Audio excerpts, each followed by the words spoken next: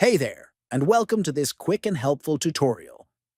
In today's video, I'll show you how to change the country or region in the Temu app on your Android phone.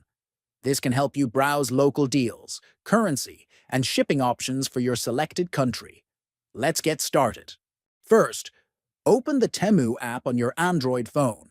Next, look at the bottom of your screen and tap the profile icon. Then, once your profile page opens, click the settings icon in the top right.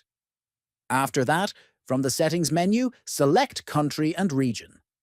Now, you'll see a list of available countries. Simply choose the country you want to switch to. Finally, tap on Switch to Change, then log in again to confirm your new region settings. That's it. Now you know how to switch your country or region in the Temu app on Android.